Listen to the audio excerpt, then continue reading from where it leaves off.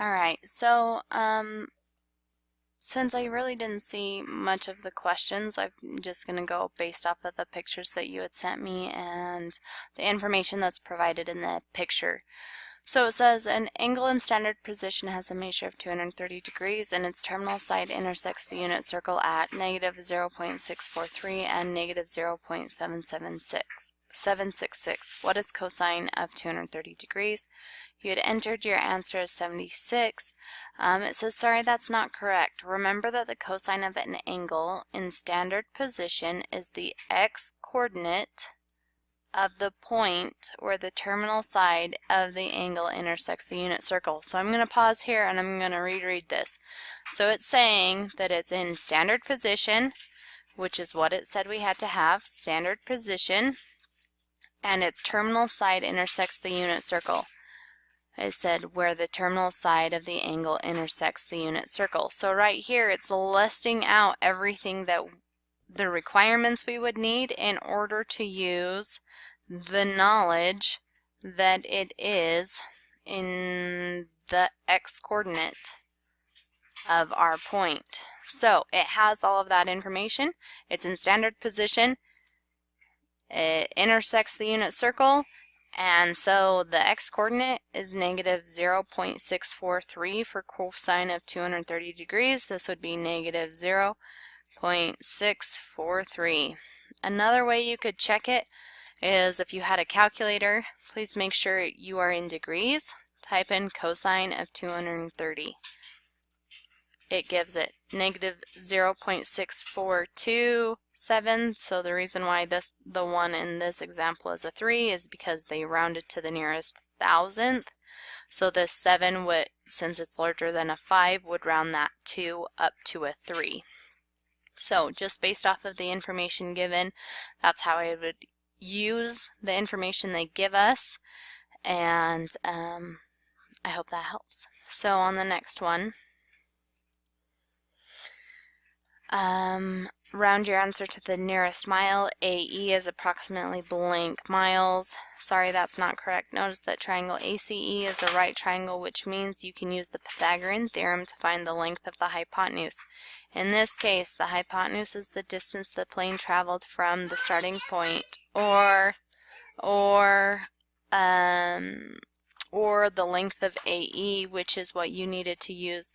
The distance of AE squared equals the distance of AC squared plus the distance of CE squared. So this is telling you exactly what to do right here. And then even more so, it's saying substitute the side lengths to get, we have a distance, the AE distance, which is what we're wanting, which is the hypotenuse, squared is equal to 165 miles squared plus 132 miles squared. Then AE, so that laid out the next step. So the length of AC is 165 miles. So they substituted the length of AC in. The length of CE is 132 miles, so they substituted in 132 miles into this equation. Then they simplified because 165 squared plus 132 squared equals 44,649 miles squared. Simplify that equation to arrive at the final answer. So you have one step left. You have some unknown distance being squared, AE. Here, let me start this actually over. So you have the distance of AE squared. I don't know what that distance is. That's our goal, is equal to 34,649 miles. So I'm asking myself, okay, AE is just representing some unknown, and it's being squared. So how do I undo a square? We square root it.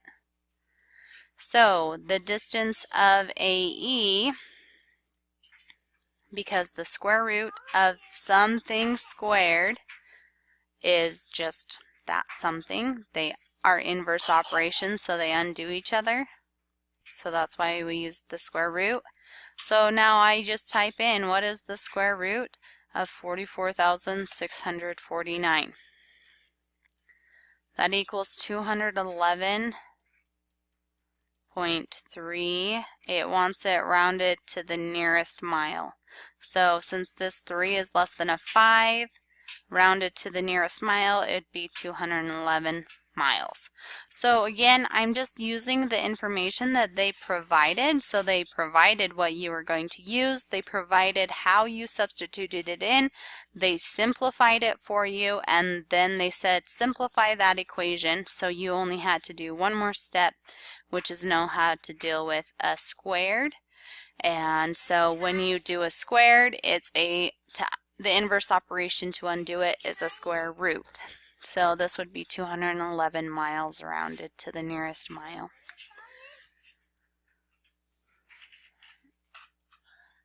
So, hold on. Sorry if you can hear my little one in the background. Okay, so then this next one, again, I don't have the picture. Okay, so I am just going off the information that they give us here because I'm not seeing the picture attached. So it says, oops, the bearing from the starting point is the measure of angle BAE. If you find the measure of angle CAE, you can find the bearing from the starting point because we already know the measure of angle BAC. One way to do this is by using the ratio for tangent. So tangent of our angle CAE is equal to the distance of the adjacent side over the distance of the distance of the opposite side over the distance of the adjacent side. So then they substituted the length of CE in, which is 132, and so I'm imagining somewhere on this image, CE's length is 132 and AC's length was 165. This step right here, I can see where the jump would be. So this is how I will explain it. So if you're using, so you can use trig functions to do two things.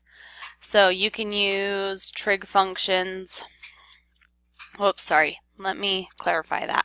Use trig functions to find the side lengths. And we use, and we use inverse trig functions to find angles. So,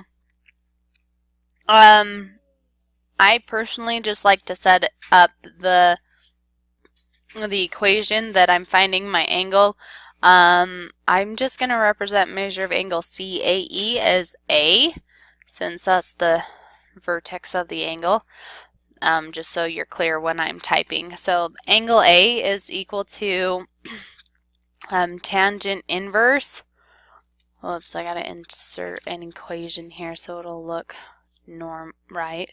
So angle A, or angle CAE, and I'm using angle A to represent it, is equal to the tangent inverse of, well, I'm asking myself, tangent is the ratio of our opposite side length, which is 132, divided by our adjacent side length, which was 165.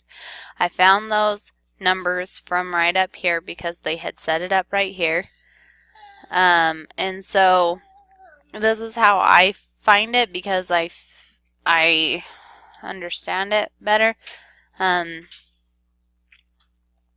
step that they're not showing you from here to here is that they applied the tangent inverse to both sides. So they actually did this. Tangent inverse and tangent inverse of this.